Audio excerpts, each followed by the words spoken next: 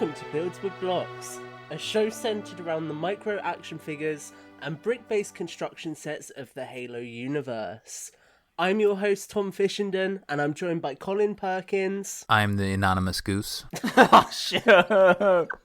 Matt Salvatore. Ahoy, ahoy. How we doing, gentlemen? And we are joined by a special guest today, Goodwill Hunter, also known as Rich. Greetings, programs. I thought I'd establish my nerd credentials right up front by quoting Tron. Excellent. We're off to a good start. I like it. So Goodwill Hunter is an old hand when it comes to the Halo building blocks community, and Rich, you can correct me on this if I'm wrong, but I believe you were the first person to win one of Mega's old Global Builders community toolboxes. You are correct, sir. Perfect. So that was back in 2014, and that was an initiative which Mega have since left behind, but we are excited to revisit that as a part of today's episode as we talk all things custom builds throughout the episode. So before we get into the main topic of the show, let's chat about what we've been up to on the blocks front. Matt, we'll start with you. What have you been building? Ooh, I actually haven't done much in Halo. This past couple of weeks have been very centered around DC and the DC universe and all the DC goodness that we got at DC Fandom. So I have picked up some DC Legos. So I just picked up the Batman, I think it's called the Batman Joker Trike Chase or something like that. It's a really good set. Adding some different variations in the cape. So you're able to have different cape designs of Batman, so that's kind of neat. But yeah, not too much in Halo. So just a lot of DC and a lot of hallelujahs. Cool. Yeah, I mean, obviously you've released a couple of stop motions recently, so how have you felt about the reception that they've got? Because they seem to have really taken off. Yeah, I just released a newer one. I think it was the Hunt the Banished one on that one. So that one's came out. A lot of always positive comments. They're amazing, guys, and thank you so much for those. So, and I did release a couple on my channel. I did release some more DC-centered ones in the spirit of the week. So those have gotten a lot more reception, because I put them on Twitter, and they got a lot more reception on Twitter because most of the fandom is on there, and YouTube it's not as prevalent, but yeah, Twitter got a lot of reaction from it. Nice. Oh, cool. Good, yeah, that's good to hear.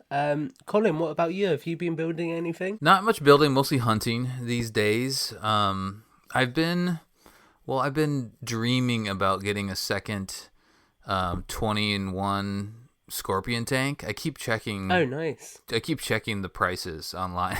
They're just they're like double the MSRP outrageous right now. So like, come on, when are these things going to come down? I don't know if they're going to or not. But so I'm looking for another one of those. I would love to have another one of those in my arsenal. I still haven't built my first one, but I at least just want to have two secured. Yeah. But no, I've been. I'd like to have one, to be well, right. I know. Oh, sheesh. I have been, so the Lego came out with the Super Mario stuff, and my 6-year-old, like that's like in my 6-year-old's wheelhouse, right? And he has, like, they sent us a magazine. I don't think I signed up for it, but they had a magazine of like all of the sets, and so I have started grabbing a couple of those, just thinking about Christmas coming up, and he has shown interest in it, so I'm gonna kind of, hopefully kind of roll those out to him for Christmas and afterwards. It's been fun to see and collect. I did open one for myself just to see how Mario worked, and it's kind of cool, But I'm not a 6-year-old, so I think he'll have more fun with it than I will. But so it'll, I'll report back on that, after the holidays and stuff like that, to see how that worked out. But on the Halo side, I have been able to find some of the infinite blind bags, Nice. multiple Walgreens visits, because they haven't quite hit Target. Maybe by the time this episode gets out there, they are, the boxes are in Targets, but at the time in August, as we're recording this, it's mostly just Walgreens, and Walgreens has like 3 or 4 on the rack in the store. So I've just I've grabbed those. And I haven't got the full set yet. I have 4. So I have the Gungnir, I have the Elite, I have the Camo Chief, which I was happy to get Camo Chief. I have a couple of Camo Chief, if all the numbers should be right. And then I have the Mark 7, the blue. I'll call it indigo blue, because once you open it and you experience it, it's actually a pretty sweet color. So I'm enjoying that. But I'm happy with all. I wasn't happy I got the Elite right away. And I remember we talked about in the last episode, I wasn't crazy about having the Elite and the Grunt as the enemy options in. But the Elite's actually really nice. I think once we all get these things in our hands and we have a conversation, I think you guys will appreciate it too. It's very nice. So I'm liking that. I like that it has a sword that feels like classic Elite, weapon. The Gungnir is actually a female body. Did you guys know that? I did not. Yeah, I couldn't tell from the art either online, but it is a female body, which is cool. And I'm all about something about this helmet, and maybe I just wasn't. Was it in reach originally, and I just didn't. I didn't realize it because I just didn't, play reach in the moment. But I really like this. We have what 3 or 4 different Gugnirs, and I'm liking it. And the color's good. I like that they have the different sex, which is good. We just need more of that in Halo. And I'm happy with it. And the Camo Chief is pretty sweet too. So Camo Chief, nice. I'm very happy with that, and I think some people can do some cool things with that, either in art or Matt, maybe with your stop motion stuff. Man. Overall, I'm happy with that. What I've found so far. So I'll be on the hunt for the other 4, and hopefully I'll report back in the next episode, and we'll have everything in our hands. Cool. And then Rich, what about you? Have you managed to find anything recently? Yeah, I have been doing some hunting. I've been going to Walgreens as well.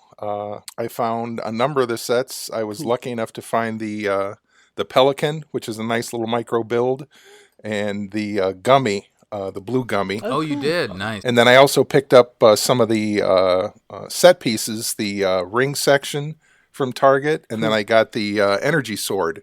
Yeah. And I took some tiny Christmas lights I'd found at Goodwill a while back, and I was able to thread them through the brick, so I have an actual illuminated sword now. Oh, wow. It's pretty cool. Oh, that's awesome. So is it always on, or is it blinking? I saw somebody did a blinking one, but you just have it where it's either on or off? Yes, Very I don't cool. have the blinking option. I like that. Nice. Yeah, it turned out cool. What did you think about that build? I think it's fantastic. It's really sturdy. You can swing it around. Yeah. It's not going to fall apart. I mean, you can't hit anything with it, but if you're just moving it through the air, it's very solid. Much more sturdy than it would seem to be just by looking at it and how thin it is. So, very impressed with the build. Cool. I'm happy to hear that. That's nice. Yeah, cool. Have you been up to anything else? Have you got any projects in the works at the moment, or are you kind of waiting to get your hands on more stuff? I'm looking forward to finding that helmet. I really want to try the little micro helmet that's coming out. Mm-hmm. And then once things go on sale, I'll buy 4 more of those ring section sets and build an entire Halo ring. Nice. I don't want to drop the money on that because I'm guessing that's going to be one of the sets that gets discounted at Target at some point, since it's not a vehicle or...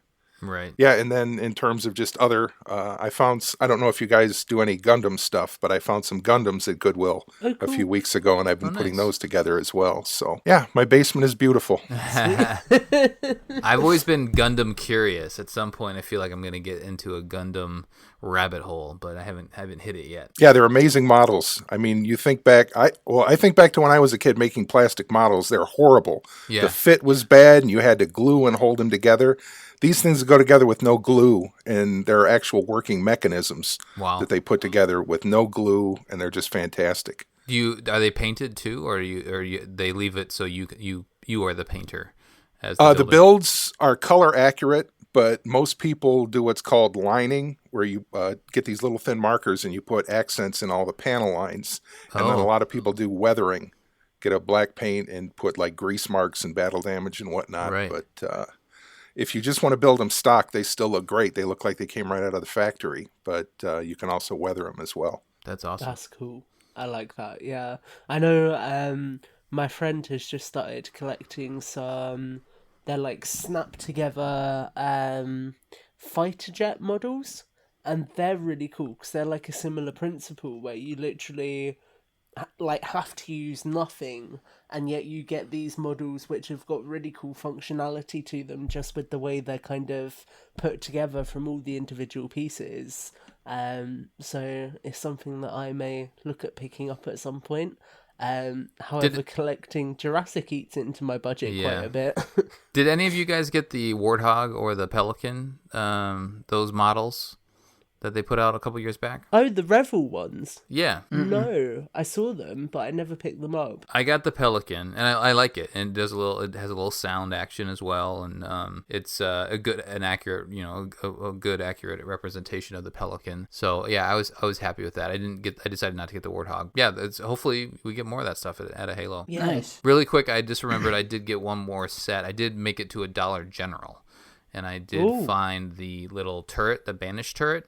Yeah. Oh, nice. With the little grunt and whatnot, and it's a cute little set. It's very good actually. The turret itself is surprisingly, I don't know, fun is maybe a good accurate. Like the feet or the legs of the turret actually move around a little bit, which is cool.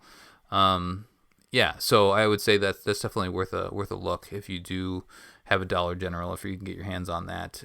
It is, in playing Halo Wars 2 for mission debrief, there are a few different spots. Like, it is game accurate turret. Like, I do remember seeing, that's a weird little turret there, but I think Mega Construx is coming out with a set that is exactly that. So they did use in-game assets to create that. That's cool. Awesome. Yeah, that's great to hear. In terms of what I've been up to, I have just opened up the San Diego Comic-Con pack, which... Oh, yeah. So, yeah, that's kind of been an experience trying to give that the level of quality that it deserves in terms of photography with it and kind of capturing the figures. So at the time of recording this, we're right in the middle of working on a review for that set, but hopefully when this drops, you guys might have seen the review at that point of that set, and we're kind of aiming to create a really, really nice showcase. It kind of just shows how cool these figures are, 'cause some of the paint ups on them are really kind of next level, even going beyond what the Halo heroes do. And I think kind of the best example of that for me is probably the Halo 2 Chief, because he's kind of that really, really bright, vibrant green that you see in Halo 2 Anniversary. But then he's got this black wash on him that really helps to kind of almost elevate, I would say, all of the details, to really kind of make them pop. So I'm excited to work on bringing that review to life and to share those photos of that set. How did you feel opening that thing? I'm curious, because I mentioned on the last episode when I got like I was a monster. Yeah, right. You don't want to open that thing, right? No, I mean, it's interesting. So the way Mega have designed it, you could quite easily put most of it back in the box. So the box itself has got like little studs inside where you pose the figures, and the way they lock in, you can kind of remove everything without having to permanently damage the box. The only thing it kind of, even with the weapons actually, I think I managed to remove them in a way where the casings are still there if I wanted to put them back in. So it's not really like, I don't know, it's not a case of one and done, and once you open it, that's it. But what I will say is there's a little booklet inside with information on all of the armors, and I got too excited when I opened it and tore it a little bit. No. And I was like, oh no. That's a bummer. But Did you have like a sterile environment when you're opening it, and like no music, tweezers? I didn't go that far, no. A blade. No, because saw to it and was like, oh yeah, this will do. Yeah, it's cut in half. Yeah. Just touching on the photos, though, I have seen the photos that you've taken, and they are amazing. The detail that you put into that is fantastic. So I'm excited to see what you do when you tie the whole review together. Yeah, thank you. I appreciate that, Matt. No worries, man. I'm really, to be honest with you, I'm kind of at the point where I'm quite happy with how all of the review style photos are coming together now. Like, I feel like I've got my lighting set up in my room to a good point now, so I'm excited to not only do this, but hopefully some written reviews on the website a little bit closer to Infinite's launch as well with some of the other sets. I think that wraps it up for me, and I don't have the luxury of now handing over to somebody else. You gotta keep this train running. Yeah, now. I do. I've got to keep us going. So we will move right into the main topic for today, which is obviously talking to you, Rich. So thank you so much for coming on the show today. Before we kind of jump into talking about Mega, what we try and do is get a little bit of background from our guests to kind of find out where their connection with Mega, but more specifically Halo, has come from. So to start with, it would be quite interesting to hear a little bit about your history with Halo and how long you've been playing these games. Your great journey, so to speak.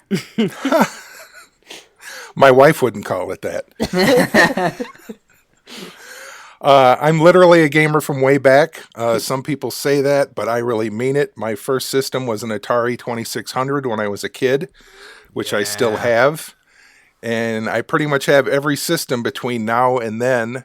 As a matter of fact, I just picked up a game yesterday that put me at the Damien times 10 level, which is 6,660 games in my collection. Whoa. That's nuts. So all physical? Yes, all cartridge or disc-based for home consoles. That's wild. Nice. And handhelds. So where do you keep all that stuff? In my room and in my basement. Basically, in my house, it's divided between my bedroom, which was a condition of buying our house, that I had a room to myself. Because in our first house, when my daughters were born, I got unceremoniously moved into the basement. So I have a room for my gaming, and then the basement, and then my garage where I can put everything else. And the rest of the house belongs to my wife. And Right. You'd have no idea that what goes on if you don't go into those three rooms. So the games are displayed, the cartridges, or are they boxed up too? Everything's displayed. Wow. Oh, wow. Nuts. Very Yeah, cool. I do a lot of custom building of shelves along with custom building of Mega Bloks. So You'll have to share some of Nice. photos so that we can show that off if you don't mind. I would be happy to. Excellent. And if Cary Grant comes for your collection, don't let him. But the term Goodwill Hunter comes from my video gaming. When I first had to come up with a handle when I started going on the internet, that made sense to me because I do love to go to thrift stores and rummage sales, and that's where the vast majority of my collection came from. I'm also a Mac enthusiast, so I was playing Marathon on the Mac back in the early 90s. Yeah. Yeah. Which was Bungie's early game. And so when they were coming out with Halo, I made it a point to pick up an Xbox and try Halo and fell in love with the game. So I've been playing Halo since launch. But in terms of Mega Bloks, I hadn't really done anything since I was a kid with Legos. But then one day on a game hunt in a Goodwill, I found the first Warthog set for $3. Nice. And I put it together and fell in love with the damn thing. It was just so cool to be able to put that together and have it from the game. And so then I made a point to pick up all the sets I could find, usually used on discount. And that's, again, part of the Goodwill Hunter theme. I'm very much a cheap SOB. So I'm always looking for a deal. So when I was picking up these sets, I'm a huge Halo Wars fan. That's probably my favorite game in the series. Oh, nice. Even one from or two. the one. Oh, nice. Sergeant Forge is probably my favorite figure in the entire Halo series. Good choice, yeah. Which is why I'm so upset that the figures they've done of him look nothing like the in-game model of Sergeant Forge. He's got a beard, though, or so. It's the uncanny Forge. Right. I mean, yeah, with that figure, usually the second iteration is better than the first one. Not in Forge's case. Yeah. It doesn't look like anyone so much as it does Andrew Sparks, the former VP of Mega Bloks, who I've had the pleasure to meet. I don't know if that was an accident or intentional, but coincidence. Yes, I think not. But I started playing around with the Mega Bloks, and I built models as a kid. I thought my job when I grew up would be doing special effects work for George Lucas, and of course that never panned out. But I just like creating models, and Mega Bloks is such a great medium to do that because you can literally do anything with it. And I've been having a blast with it for 10 years now. What was the hog that you picked up? Do you remember the first one? The very first Warthog, the 2009 or 2010 model, just the basic green model the with first the one. Okay, gotcha. Yep. Cool. That's the one that Matt, you grabbed that, right? That was my first set. That's cool. Yeah, that's awesome. Yeah, so obviously you said that kind of 10 years, so you've really been collecting from the start. In that kind of window of time, has there ever been a set that's popped up as being your favourite and has stood out against all of the others? Oh, boy. In terms of a stock set, I really love the Mammoth. I just thought they did such a great job with that set, and there's just some really clever building techniques in there. That was a joy to build. Some of those big sets seemed like a slog, but I just had fun from beginning to end of that set. It was really a blast to build. That's good to hear, yeah. I mean, that's one of the signature series sets that I didn't pick up because I think at the time I was spending so much money on other stuff. But I look back at that and I always think of that as kind of the underrated one, because obviously you had the Forward Unto Dawn come out first, and then everyone was like, oh, it's going to be a Covenant set next, and when it was the Mammoth, everyone was kind of like, it's okay. But actually looking back at that, it's a really, really cool build, and actually there's like a lot of interior space to that, even though it's not to scale, that you can do a lot of stuff with. Yeah, it's a monster. Yeah, it's definitely one I might have to track down one day. And on the subject of tracking stuff down as well, I was interested. So obviously you've kind of been collecting as long as I have, if not longer, Rich. So is there anything that you've kind of missed out on in that window that you'd really like to get your hands on at some point? Your white whale. Boy, I'm trying to think if there's a set that I haven't got, and nothing really comes to mind. Really? I do buy quite a bit of crap. So you might, or do you do an inventory? Do you know everything you have, or I guess do you have all of the sets, all of the figures? Not all the figures. I'm more of a build person myself. Okay. And I snap up the figures I like, but I don't go for complete figure series, or okay. I should probably trade some of the figures I have from some of the sets that I don't use anymore. Yeah. But no, I'm more of the sets guy, and that's why I require a basement and a room and a garage to display all this stuff. Right. Do you grab the figure or the army packs, like all of those what do they call, the fire teams and stuff like that, or do you pass on that stuff? Army builders. Yeah. I pick them up when they're on sale. Okay. Which is how I get most of the fodder for doing customs and whatnot. When a set drops in price, I have a pretty good eye for when it's hitting bottom, and then I pick up a few of them. So, yeah, I've got a bunch of stuff stored away if I ever need it. I should probably share it with the community, but I'm kind of lazy and selfish in that way, so it's sitting in boxes somewhere. That's all right. It's a retirement plan. So good. I mean, yes. Yeah. And at least you do cool stuff with all the stuff you get, so I don't think anyone can argue against that either way. So yeah, I feel like you've kind of given us quite a nice little snapshot at who you are and how you've got into this. So I really kind of want to get into the main topic already, because it's something that I think is going to be a lot of fun to talk about. So right into it, basically. At what point, after getting that first Warthog, did you kind of decide that you wanted to start creating your own sets? When did that kind of happen? Well, I picked up a Wraith set at Goodwill, and it wasn't complete, so I couldn't build the whole Wraith. And one of my favorite vehicles, I think it's Halo 2, that introduced the Revenant.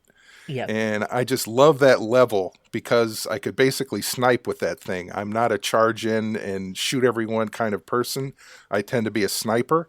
And it was a fun vehicle with that rear cannon to be able to take out the enemies from long distance. The Revenant, I think, was Reach. I think Spectre is Halo 2. Yeah, the Revenant is the Ghost Wraith hybrid. The Spectre is kind of that 4-man turret in the back seat. Mm-hmm. Yep. This is a little 2-man vehicle with the one cannon that pops up. Yeah, it's got the wings in the front. Yeah, that's a Revenant from Reach. Yep. Oh, that was in Reach. Okay.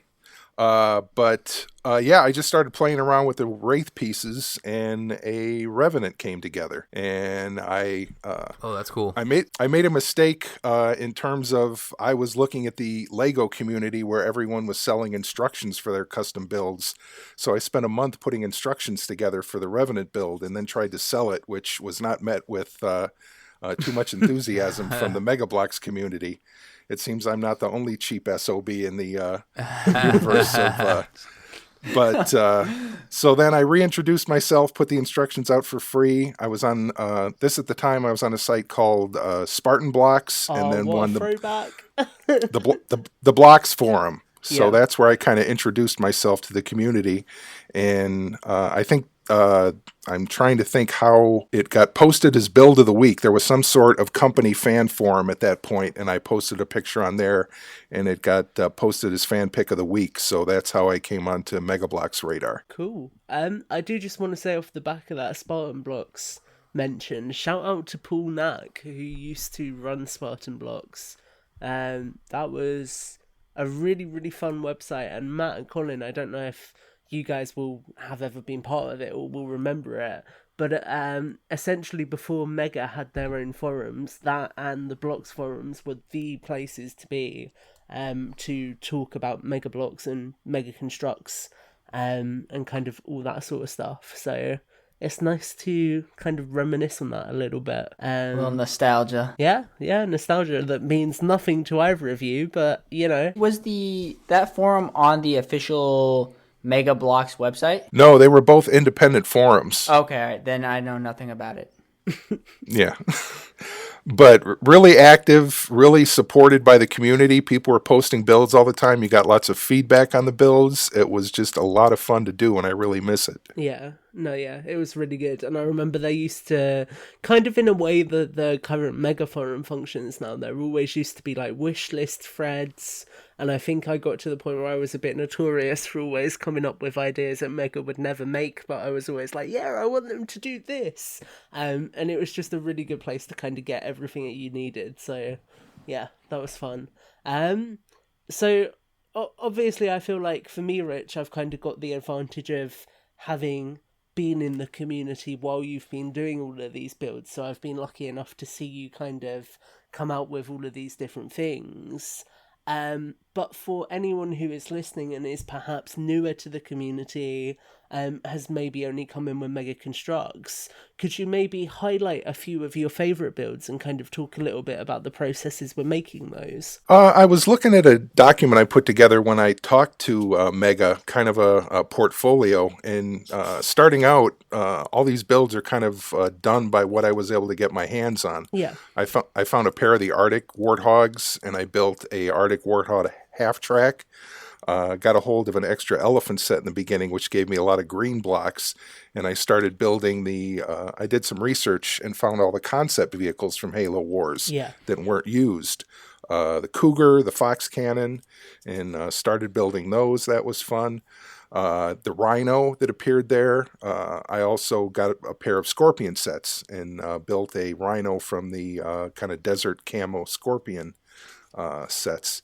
But literally just finding these sets that weren't out there that I wanted to see, I went through and started building them. So some of the ones I've built that ended up becoming sets, I built the broadsword from a set of 3 short sword sets I got again on clearance at Target. Built the Scarab from a bunch of Covenant sets, Phantom, a couple of the anti-air gun sets, the Locust sets. Oh, wow. And that was a fun, complex, crazy build that turned out really nice, and ended up, that's kind of what got Mega's attention, and I ended up working with them on the actual released build. Really? Yep. That's awesome. So talk about how you came up with the designs and whatnot. Were you just tinkering? Did you talk us through that. Iterate? Like, did you just kind of like, this kind of looks like what it would be, or like, I'm interested to see how you came up with your ideas and the actual builds. When I'm building someone else's design, what I do is I try to find as many images as possible of the builds. And as I was going through my paperwork before I was talking with you guys, I found copies of all these builds, the paperwork I do. Sometimes it'd be 20 or 30 images from all the different angles I could find, and then literally I would just start building, trying to match what was on the paper with Mega Bloks. And it was always so funny when Mega Bloks would come out with a build that I had done previously. People would say, "Oh man, they're ripping off your design," and I'm saying, "No, it's just the design from the game. They're building it from blocks as well." Yeah. Right.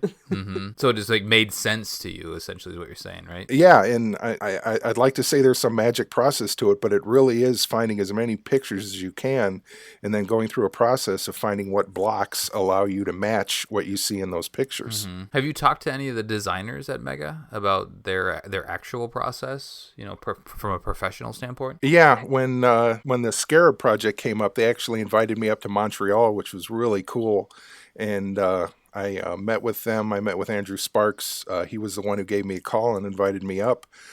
They gave me a tour of the plant, which was amazing. Yeah.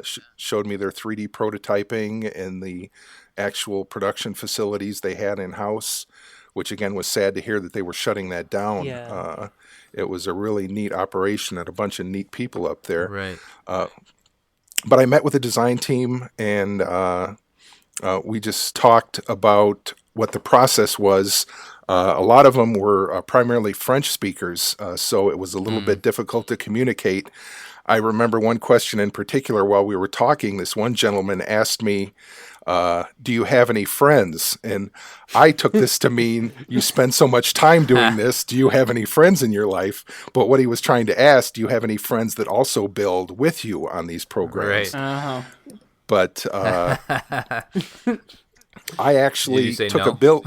I felt bad because when he said that, I laughed out loud. Oh, sure. Because I literally thought he was asking me if I had any friends at all. And I think he was a little bit taken aback. I felt kind of bad after that. But no, they were very welcoming. And we just talked about building and what they do in a build. Apparently, weight was a very big factor for them. Yeah. Sure. A lot of my builds are solid, and apparently they go through a very rigorous process once they get a design of trying to reduce the weight as much as possible, because that's just literally money for them, the heavier the build is. But I brought up a build that I had not shown to anyone at that point. That was the CCS Battlecruiser, the Covenant capital ship. Oh. And I showed that to them, and they got very excited about that, and they asked for permission to weigh it and photograph it. So they took it off, and I didn't see it for a half an hour. I was getting worried that I wasn't going to come back. And that was another thing, getting that through Canadian Customs. I was worried that it was going to be seen as some sort of weird device or something and to get confiscated, but I was alien technology. I was able to. So how many sets did you bring up? Just that one. Oh, okay. I had to break it in half to fit it in luggage, and then I reassembled it before the meeting and kind of popped it out and threw it on the table. And they were very excited, and I thought they'd be building one right away. And it's kind of a shame that in the 7 years since I've been there, they have not come out with a Covenant capital ship. Yeah. It's really a shame that they haven't.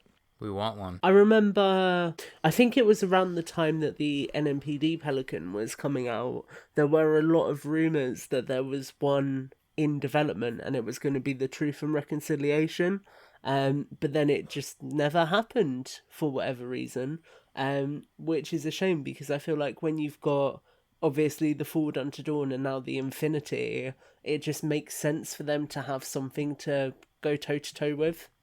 Mm-hmm. They lost the truth part of it.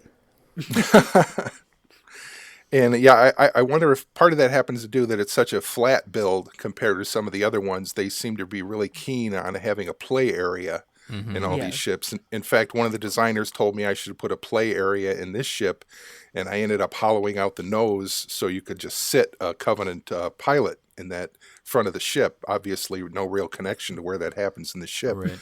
But hopefully they're realizing that the adult audience is in some ways more important to them than the kids audience, and just coming out with a really nice model, I think will get them more sales. It feels like they are with this latest run. There's 3 collectible sets that are more shelf pieces than playable sets. It feels like more than what I've seen in any wave. So, I mean, they do the helmets and stuff like that. I was going to ask you, Rich, what do you think about the micro build stuff that they've come out with? Have you toyed around with micro builds, or are you more like thinking about to scale? I've actually done a ton of micro builds, and I was just, when those little helmet sets came out a number of years back, I love those things to death. I've got all of them. I even built a micro set based on the Wasp that came out from Toys R Us. The micro build of that. Yeah. I made a micro build of the Grunt Goblin. And then I painted a helmet purple and made a whole little set and whatnot. But I've done micro builds of, I think there's a whole video on YouTube just of micro builds. I took the stock Warthog from the helmet set and I built out the missile version, the transport version, the Gauss Hog, and then I built a micro Scorpion, micro Cobra, micro Scarab. I even built a micro Halo ring, which is basically just a bunch of segments linked together with color pieces on the inside representing the landscape. But yeah, I love the micro concept, just the creativity that forces you to work with a few pieces as possible and come up with something that looks good. Were they to scale? So like was the Scorpion to scale with the micro Warthog, or were they just both kind of the same size? No, they well, yeah, I guess looking at it, the Scorpion probably is close to, nah. It's hard to do scale on a micro build because you're so limited by the pieces you're working with. Mm-hmm. I built a version of the Longsword Bomber micro build that is about the same size as the Scorpion micro build.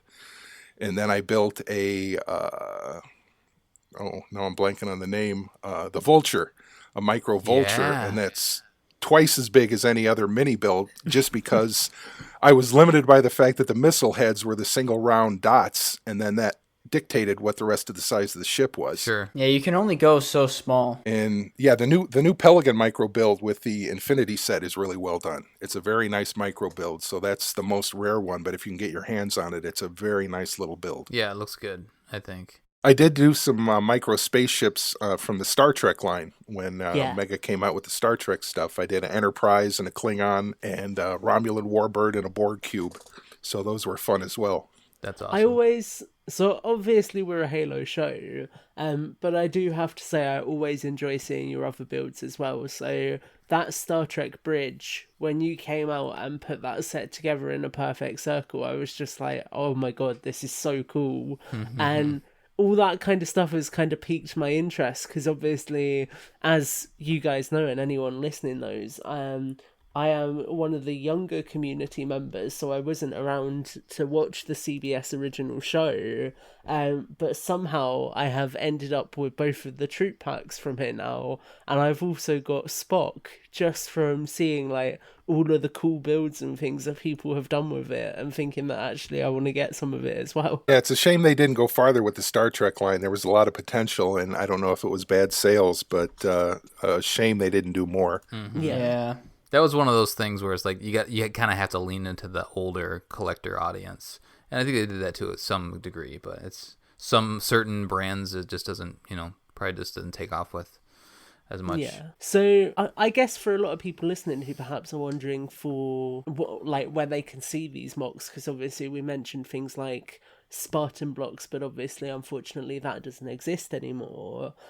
So where would be the best place for people to go and kind of look at all of these builds, Rich? Probably my YouTube channel. I've got maybe 20 or 30 videos up there. The compilation ones have most of the builds in them. The one I did back in 2012 has 25 custom builds, and then I did one in 2016 that has 50 custom builds in it. And the second one is an hour long, so grab some popcorn if you watch that one.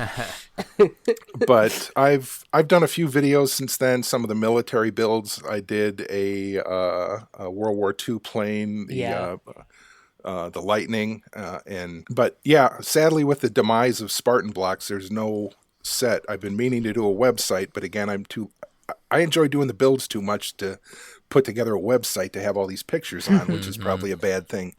But I think if you just search on Goodwill Hunter on YouTube, I should come up. I think my actual name is GW Hunter 1 because someone already had Goodwill Hunter when I went to sign up for an account. I've since learned that there's a lot of people with Goodwill Hunter as a handle who just like buying dresses and clothes and shoes at Goodwill, unfortunately. Right. Not just Mega Bloks. Somebody's going to end up going down one of those rabbit holes and they're just going to be like, where's all the Mega Bloks he was talking about?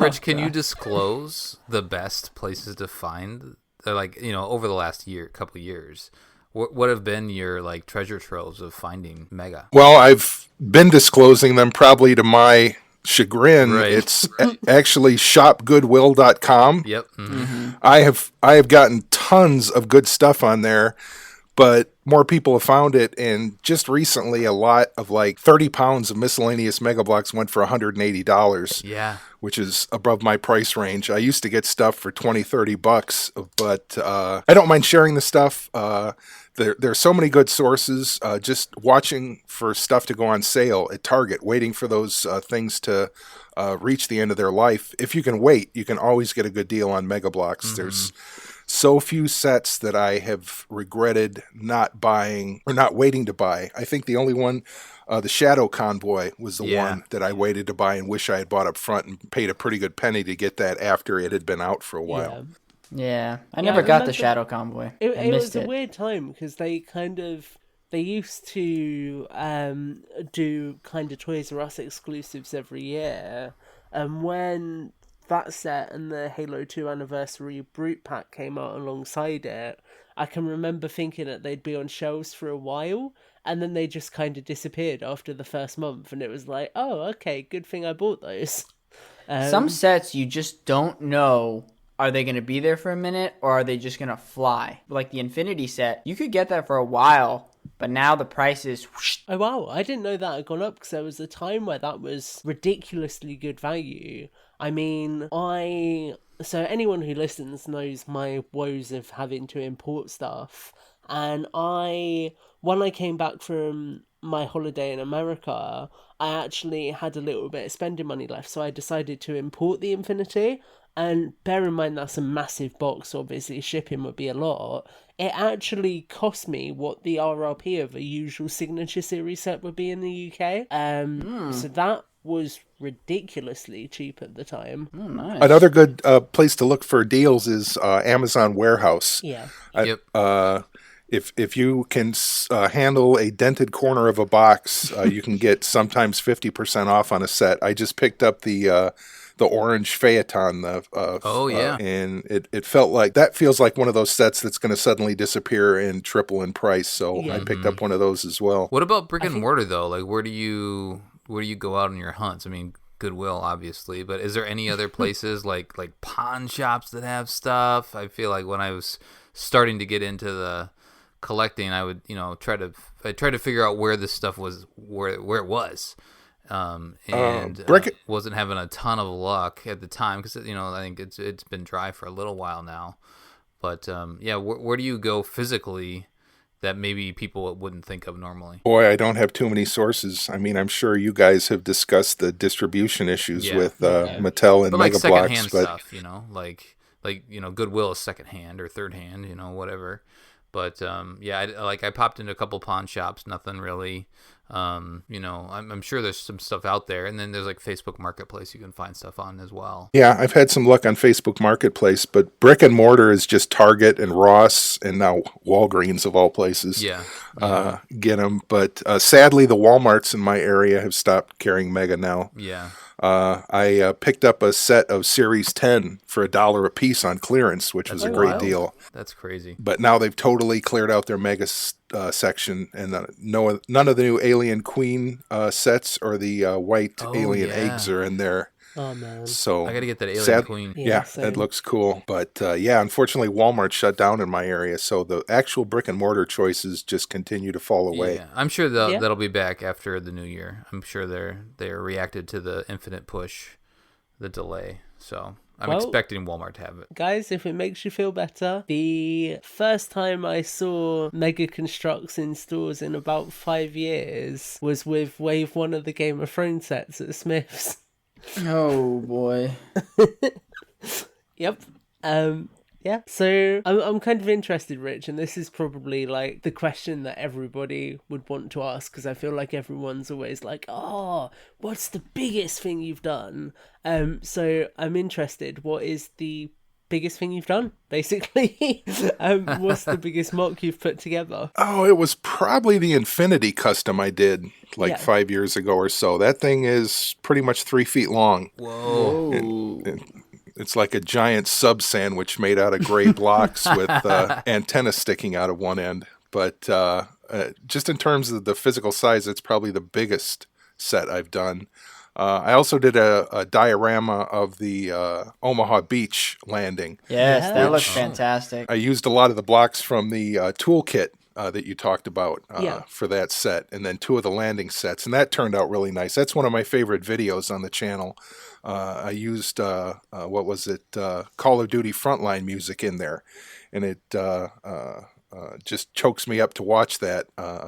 I just love World War II stuff, but that one, in terms of surface area, is probably the biggest. That's right next to me now on a shelf here in the basement, and I still got all the soldiers splayed out on there in the wall next to it. But I'll tell you a fun story about that, actually. When you did that video, it made me realise that actually all of the World War II Mega Construx stuff can actually be used a lot more for historical reenactment and for kind of representing things in history. So when I left secondary school, I ended up giving my history teacher the only World War II set I had, which was the original flak cannon with the 2 US soldiers. So I don't know if he still has that. It's probably in a bin now. But after I saw that video, I was like, do you know what? There's a nice value to the history of these things. I'm going to give my teacher this set. That's cool. Yeah. Actually, I wish I had started with the Call of Duty, or at least picked up some, because I would have liked to have done some World War II stop motion. Because, I'm a huge history guy, so that stuff kind of just speaks to me. Yeah, no, that makes a lot of sense. So obviously you mentioned the Global Builders Community Toolbox there, and I feel like for a lot of people, when they think about that box, they kind of naturally have the association with you, because obviously you were the first person to get that, and I feel like intrinsically as well, a lot of the reason why that probably came about is because you started doing these large-scale builds, and then obviously other people got inspired by that and wanted to be a part of that. So I'm kind of interested with that toolbox. What was that whole experience like, and what kind of support did you get from Mega off the back of that? Oh, it was an extremely cool program. They offered to refill it for life. Cool. Basically, as you used up the blocks, I think I refilled it twice, especially after the Omaha Beach diorama. I think I used up half that box, and they literally sent me a box with replacements for all of the sets or pieces I used. Crazy. And it was fantastic. Smart. And it's such a shame that program ended, because I think they got close to a year's worth of people, and I was told they were going to have a big challenge for all the people who'd won a toolbox to have a custom contest and come up with like the ultimate toolbox person or whatever. And sadly, that was when Mattel bought Mega and shut down the program. But it is a nice little piece of history. It's basically the size of one of the signature sets, but when you open it up, there's these little drawers, cardboard boxes that you pull out, and they have lettered what the type of block is inside. And just a real cool kit for building customs, and it's really sad that it never came farther than it did. Do you remember how many other people got one? I think, and you might be able to correct me here, I'm sure Scott or War Master got one, but I can't remember how many others got sent out. I think there were at least 12 won in the monthly competitions, because then I think it was who was the community rep then that was very popular? Was it Tim? Tim. It might have been Tim, or the person, but Brad. Yeah, Brad.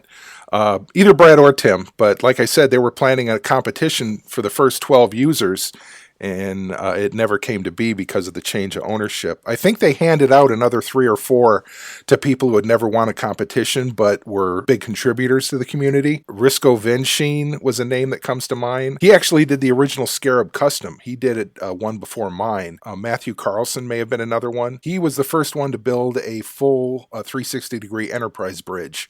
And then I took his idea and built upon it. But there were a bunch of builders, especially in the early days, who just really, and on those earlier websites, were very community-oriented and posted builds a lot. It was much more of a build-focused community than now it seems to be a more figure-focused community. Yeah, definitely. Do you think that that's maybe kind of shaped by the nature of the product and the fact that we, for a long time at least before the Infinite sets, were getting more figures and sort of like little sets than we were actual building sets. Absolutely. I mean, you can't build if you don't have sets to build with. So if all you have is figures to work with, that's what people are going to work with. And not to speak ill of that community, because people do some amazing work with figures. I don't have a creative bone in my body in terms of creating something from scratch like that. I need blocks. But the people who sculpt these figures and bring them to life, like from the different universes, are just amazing and beautiful. So kudos to them. Rich, I'm curious, how do you keep all of your, just kind of back to your building and custom work, how do you keep everything organized, all of your pieces? Like, what's your method? Is there... That would organized would again be not a term that my wife would apply to my hobby. But in terms of spare blocks, I've just got stacks and stacks of Stairlight containers. Yeah. And I separate them mostly by color.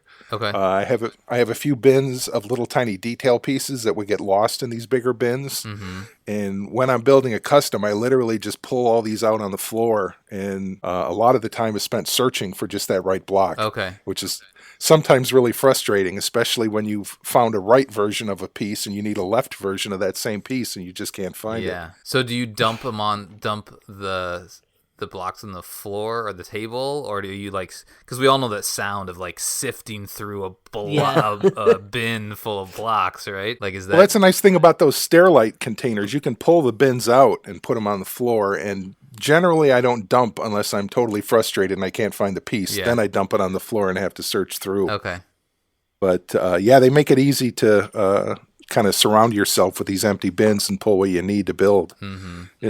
It's very relaxing, a lot of fun, but organized, I don't know if I'd call it that.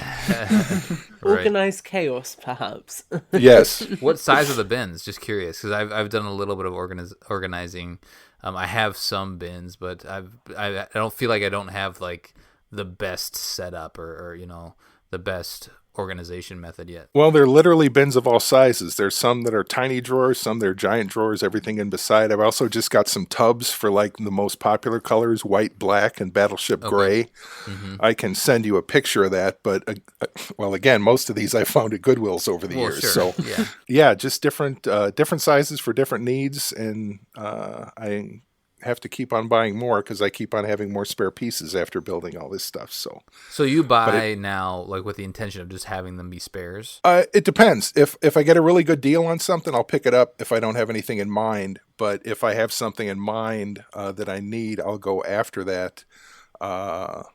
I mean, the Star Trek sets, luckily, I bought those before they went crazy in price to build the bridge. Right. But on shopgoodwill.com, a lot of times you'll be able to get a good deal on the older Mega Bloks set, the Pro Builder sets. Yeah. If you need gray or black or white. I built a version of the Call of Duty house that on the Nuketown setting, if you guys are familiar with that. The front of they only did the front of the house, which gave you the green, but I needed the white to build the rest of the house, so I got an old space shuttle set that has a ton of white blocks, and that allowed me to build the whole house in 360 degrees. But generally, if I see a good deal on something, I'll pick it up, throw it on the back shelf, and if I need it, it's back there. And if not, I'll move on to something else. And are you exclusively Mega, or do you mix in any Lego or other brands? Heresy. I am exclusively Mega. Okay, cool. Almost all of my builds are 100% Mega Bloks and 100% stock. I try not to paint anything. I try not to cut anything. Mm-hmm. I try to just use what's exactly there. As a matter of fact, I have a tub of nothing but Lego that I find when I buy these sets used. Invariably, there's Lego and Connects mixed in. Mm-hmm. So I don't know what I'm going to do with that. In that big giant tub of Lego. I have a big giant tub of Legos that I'll do something with someday. Oh, that's funny. So have you noticed because like the quality has changed over time, right? Like, does that become an issue when you're doing your custom builds at all with like kind of the looser fit from the older sets? To a limited degree. It's not nearly as bad as a lot of people say it is. I've got a lot of the military ships, the aircraft carriers, the destroyers, and they hold together just fine. I pull them out for pictures all the time, and I'm not having to redo them. The only problem is when you get some of the older used bricks, if they've been sitting out in the sun, they'll have a yellow tint on one side. Yeah, right. Oh, yeah, that's the curse. Like my the yellow scarab. Oh, Right. Like Tom's that just scarab. pains me. It just I'm hurts. crying on the inside right now. Sounds like you're crying on the outside too. I'm close. My eyes are like welling up a little bit. Oh man, that's awful. Those blocks are good for the interiors of builds as well. So good shout. find a use for those as well. Yeah. But I mean, there is an obvious improvement in quality over the years, but it's not nearly as bad as a lot of people make, with the exception of the original Hornet set. That thing is awful. Yeah. That thing falls apart if you look at it. I never got that set, and I always wanted it so much. Oh, you're a lucky man. I dodged that bullet. I have parts of multiple. I just haven't put it all together yet. So The oldest set that I had that probably gave me the most trouble was the Locust that came with the Goshawk. That one was just always falling apart on me. yeah, that's the joints, right? Yeah, or the was joints it the were actual? just- Yeah. Yeah. The joints were bad, yeah. Oh, actually, the Banshee that came with the Hawk was the worst Banshee ever. Oh, gosh. It's just bad. Was that their first Banshee too? Yes. Yeah. Yes, it was. Yep. It was archaic compared There's to the really new been set, if you look at all the Banshees, that's probably one of the sets along with the Warthog that's gone along the most changes in design over the yeah, years. for sure. I mean, when you look at the 10th anniversary comparison, it's night and day. Oh, yeah. I really like they did that. That was cool. So I did want to ask you, Rich, as well. So obviously, as you kind of mentioned sort of at the start of the show, a lot of your builds tend to be things which Mega haven't created. So things like the Halo Wars concept art, for example, which is really cool with things like the Fox Cannon. I remember that being a personal favourite build of mine that you did back in the day. So I'm interested, is there anything kind of across the board in all of those concepts that you haven't tackled yet, but you'd really like to have a go at one day? Oh, the thing that really confounds me is the Lich. It's What? just Yeah. basic. It's a huge round Covenant vehicle, and I just can't conceive of a way to build it that would do it justice. Yeah. I tried once and just stopped because I couldn't do Really? it. Huh. Yep. Because of the overall size, like you were trying to scale it too much. Yeah, just trying to recreate that large round feeling, and at the time, and I think still, they just don't have the purple blocks that would allow you to do that. I was able to do the Covenant Battle Cruiser because it was more flat, made it easier to still build an organic shape out of the blocks they had in hand. But with the Lich, you're not only building the sides, you're building the top. It's like a big purple balloon. Yeah. And I could not come up with a way to do it that did it justice. It's going to need some custom pieces for it, for sure. Yeah. Absolutely. Yeah. Definitely. So speaking of that, though, Rich, that makes me curious. Do you, for your customs, when you're done and you're happy with it, do you just leave it complete and put it on the shelf, or do you then repurpose the parts at any point? With one exception, I have every custom I've ever built still with me. Oh, I am awesome. so happy to hear that. Do you please tell me the Bell Huey isn't the exception? No, it is not. That's Thank right next God. to me as well. I love those helicopter builds. Which one is No, it? the- I'm so curious now. The only one I sacrificed early on, I built a miniature Spirit, which okay. it was maybe 3 or 4 inches long. That just had the 2 tuning forks and a little gun underneath. But when I was building my actual Spirit custom, I ran out of purple pieces, so I had to take that apart and use that to finish that build. Oh man, and you've never gone back to build it? No, I've still got a picture, but it's so dinky and silly that it would be kind of pointless to. Yeah. Well, now that you said that, maybe I'll go back and try to rebuild it. The micro Spirit, I love it. There you go. So do you have all of your kind of like standard in the box builds displayed alongside all of your customs as well? Do you have like a big display for everything Mega Construx and Mega Bloks, or is it just kind of like the stuff that you've made yourself that goes out on display? Yeah, I've got all the stuff, stock builds along with the regular builds, and actually I've been thinking about trying to come up with a more organized way to display them, but again, my laziness has prevented me from doing that. The most important factor in displaying them is which piece will fit next to the other piece that it's next to and not knock anything off, and you'll still be able to see it. No, I relate to that. I've got a couple of bookcases and then some like sort of shallow square box design shelving units, and I'm always like, oh, what can I squeeze in next to this so it all fits together still and isn't going to fall off. And I've got a high ground at the moment that's got a falcon in front of it and then a pelican that's got a wasp landed on top of it, so I'm very much trying to squeeze stuff in.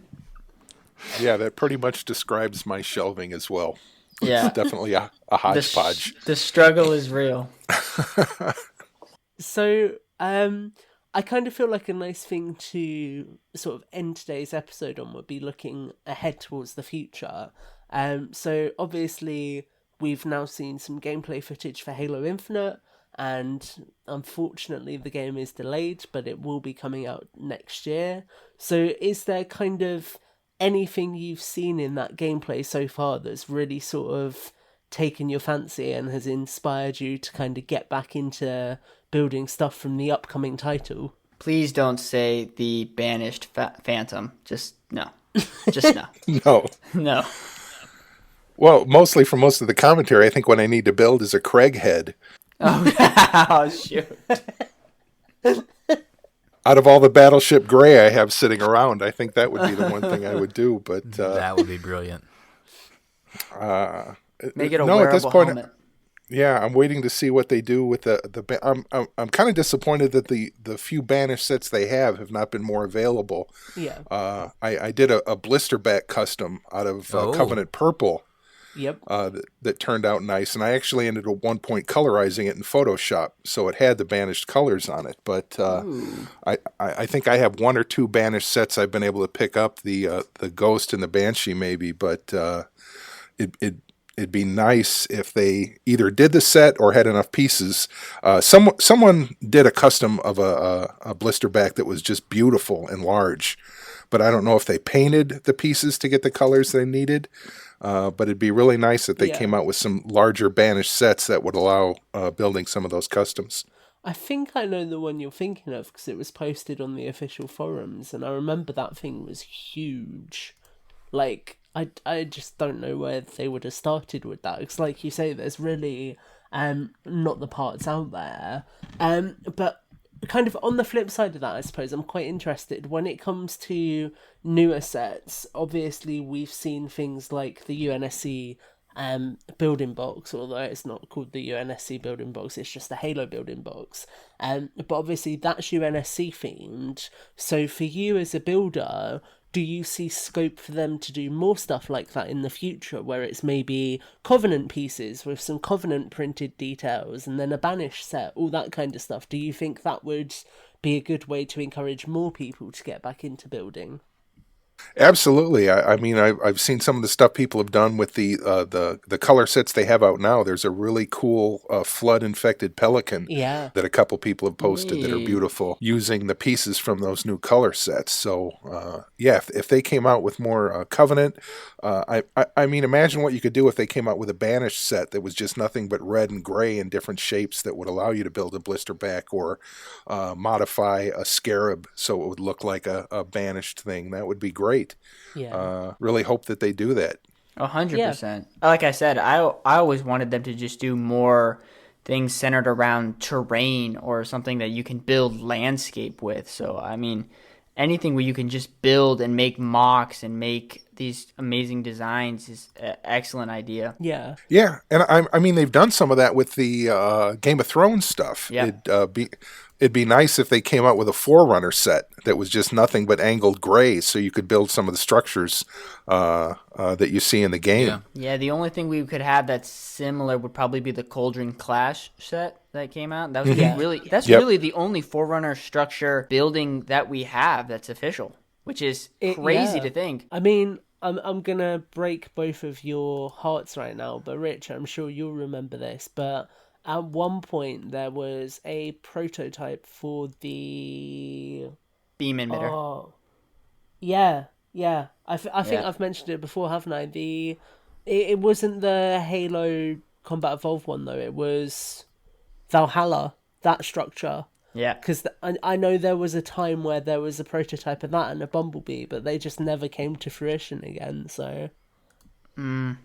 Was that one of the options in that contest that ended up with the scepter? Or yes, the countdown set. It was either the Spirit, the countdown set, or Valhalla were the three options, and the countdown set got the most votes. Yeah, Honestly, it used to be so cool. Because Rich, you'll remember as well then, but obviously their NMPD subline literally came about because of a fan vote as well. So it was really cool back in the day how there used to be all that kind of interaction. But I don't... Yeah, it must have been that. And I think maybe they had prototypes for all three of them mocked up. Or maybe they came along the line. But I remember that never came to fruition. And it just always gutted me, because I'm sure you'll remember it as well, Rich, but Jesse had that really good build of it, and I was like, why can it just not be a set? Yeah, and that's just true of so many customs that people have done. You just look at them and think, well, Mega obviously has the pieces to do this, since the fans are doing it themselves. Why can't Mega come out with a set like that?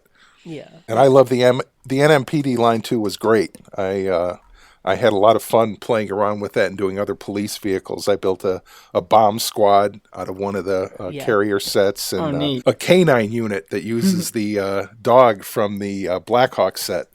But yeah, it's a fun hobby. It lets you do whatever you want, and it keeps me young. No, that's good to hear. I think that's quite a nice note to kind of round out the show there, you know? Matt, Colin, did you have any other questions that you wanted to get in at all? I mean, I think I've been asking along the way. So, this has been a really good conversation, and it's inspiring because I want to get to the point where I have the younger kids, so that's my excuse that I haven't done a lot of custom stuff. I'm more just like collecting and just building the sets that I get. But, talking to you and kind of hearing your journey through this is inspiring. I want to get to the point where I am doing some custom stuff of my own. Yeah, man. And I want to keep everything organized, and I have limited space too. And the collector struggle is real, right? It's a similar struggle because you're only allocated certain. Especially as an adult, when married with kids, you're only allocated certain space in the house. For sure. So you need to maximize that. But I also want to enjoy it with my kids too, So yeah, man. Did you build with your kids along the way, or were they too old at the time when by the time you got into it? Oh, I tried to. I have two daughters, and I tried to introduce them to builds and video games, and they ended up playing Miss Pac-Man and Tetris for video games and building up fairy communities out of Lego blocks. So I happily played all that, though. I had a blast with my girls. But hopefully there's a grandson in my future that can enjoy all this crap someday. Right. They missed out by not being born to me a son. I hate to be sexist in that regard, but try to give the girls boy toys, and they turn it into something that has Disney princesses or My Little Pony in it. It's inevitable. There's something to be said about that, And I have the three boys, and they're all boy, like traditional boy stuff. So I've enjoyed that, and it makes it expensive because I love toys growing up, and I just buy stuff that is in the closet that I may never get them. I give it to them. It's like, oh, they might like this, and then it's just the waiting to see if that's the right thing at the right time. But anyway, it's been fun. So this has been a good chat, Rich. I really appreciate your time. Cool. Well, I've enjoyed talking to you guys, and obviously this hobby requires creativity beyond just coming up with builds. It's finding creative way to store the stuff, finding creative ways to finance it. Right. Yeah, for sure. Exactly. Creative ways to pay for it without your wife kicking you out of the house. So. Right. Well, I've got all that to come. Oh boy, touching off of just like the creativeness of stuff like that, and I've only done a couple of, I guess, custom builds or mocks, but it's more in the Lego area. But what kind of inspires you with these sets? Do you just find a vehicle that you like and try to replicate, or is it just what is like that driving inspiration to just build something? Mostly it's seeing something in real life that you'd want reproduced in Mega Bloks that they're not doing for whatever reason. I mean, I've done a few builds that are just out of my own imagination. One comes to mind.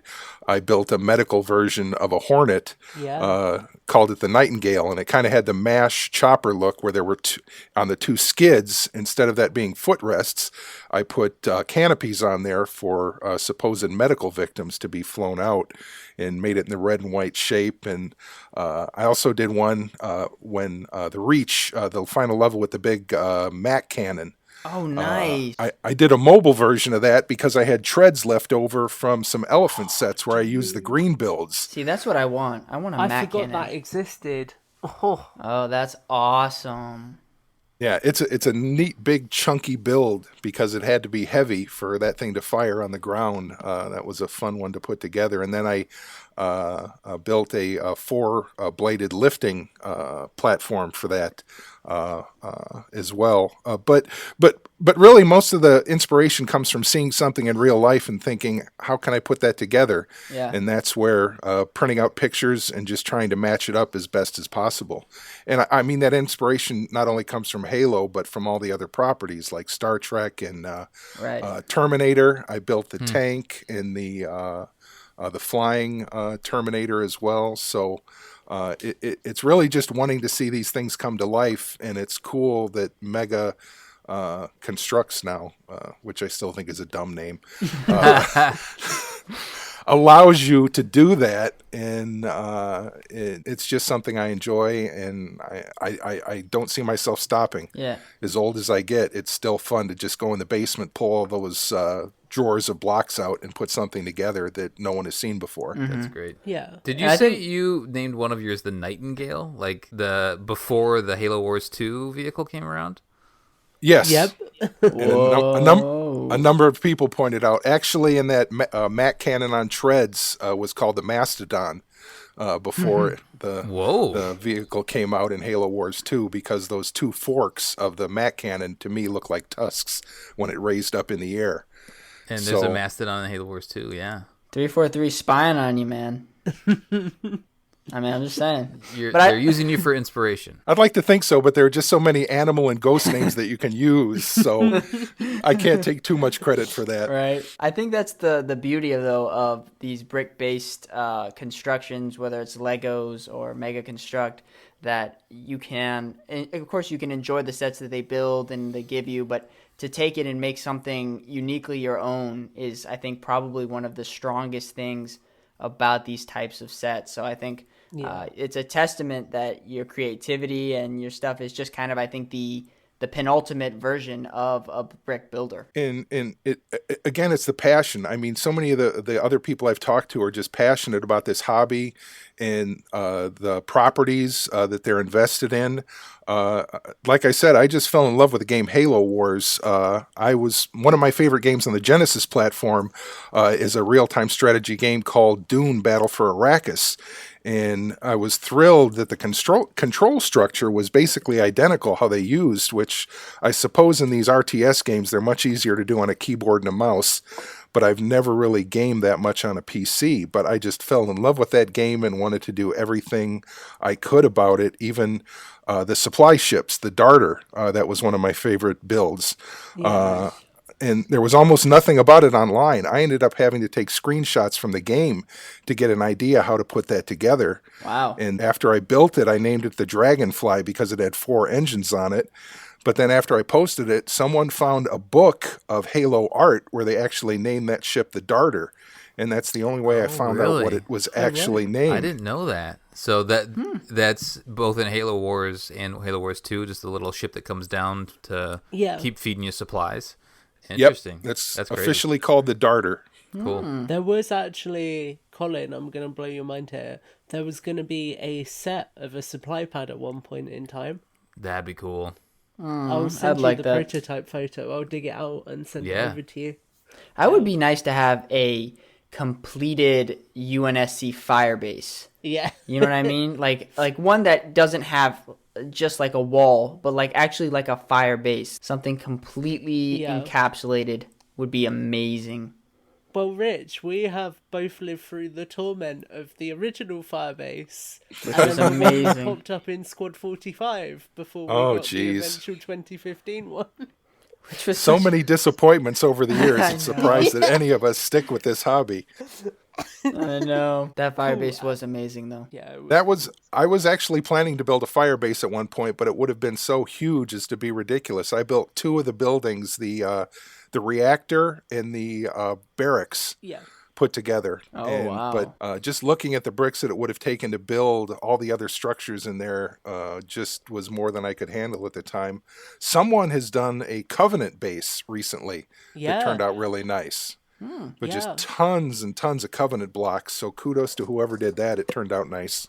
Nice. I can't remember his name off the top of my head, but he did like the fortified wall entrance and everything, didn't he? Because I kind of like flag things up as potential to talk about on the show in the future. So thank you for bringing that up, because that's something I want to go away and look into. So I kind of feel like that is the show in its entirety, really. It's been really fun kind of getting to break down, obviously, not just you building these sets, but also your relationship with the franchise. Just before we go, I'm going to hand it over to you, Matt, because I believe you had a community shout-out you wanted to make. Yeah, I have a couple. So recently, our good pal John on the Drift did some fan art or some show art for the Builds with Block show. It's a really neat little diorama type thing. We look way cooler in his design than we do when we're really recording. Right. It's amazing, and it's really touching that someone would, take the time to build that. So thank you, John. You're amazing. And I just want to give a quick, also amazing shout out to your son. I'm so happy that you guys listen and enjoy listening to the show. So thank you so much. You guys are really amazing. And I got one more shout out. So this gentleman is named, let's see, I guess it's Dark Blue, but it's the B is an 8. So it's Dark 8 Lou. And he tagged Tom in a quick little stop motion, and then Tom tagged me of his infinity. It's really awesome. I love the idea of having this infinity move through space. So that's at Dark Blue 1. So everyone go over and give that guy some love and a follow, because he has put together, it's a short little clip, and I encourage everybody to go watch it. So definitely take your time to do that, because these, when you start out doing stop motion, it's really nice to have a bunch of people comment on it and kind of boost your morale to make more. So go over and check that guy out, and thank you again, John. You guys are fantastic. Yeah, and with Blue, actually, I just wanted to add, it was nice to hear that he had been inspired to start doing stuff off the back of some of the content that we'd been sharing. So it's nice to know that there's still new fans coming into this hobby every day as well. Yeah, for sure. So that was cool. So we will round out the episode there then.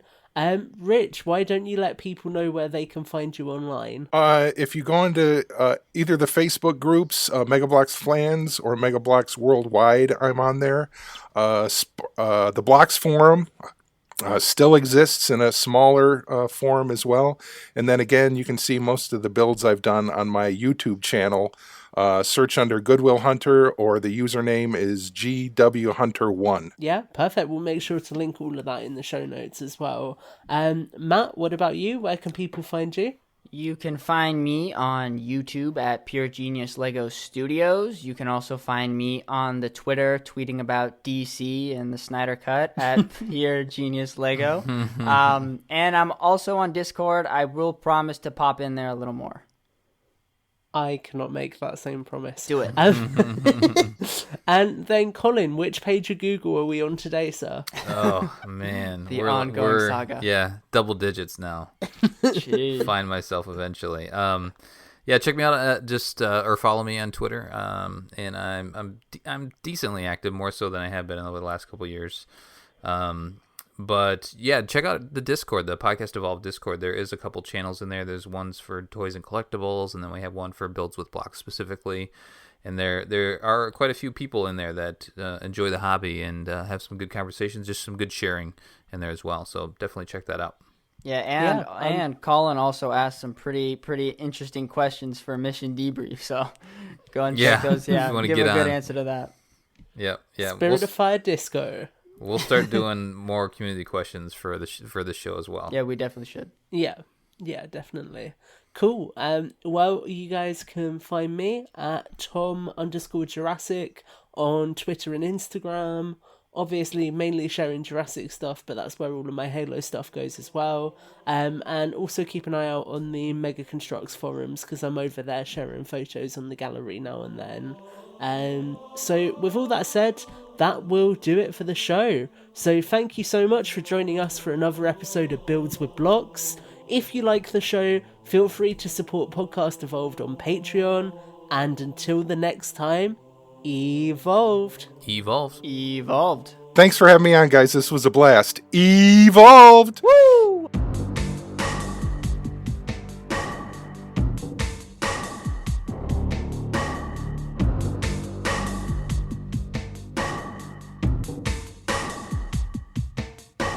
I didn't listen to the end of any of your previous podcasts. Do you guys have a blooper reel at the end of all these shows, or? And we're live. Hello. Okay. I'm Batman. I was literally about to start then. Oh my gosh. Do it, Tom. Rip it off like a Band-Aid. Welcome to Build. Every time Anonymous Goose flashes up. I just need to stop laughing at Anonymous Goose. It's just the most hilarious name ever. I can't. Alright. Am I supposed to say evolved here? Yeah, man. Go for it.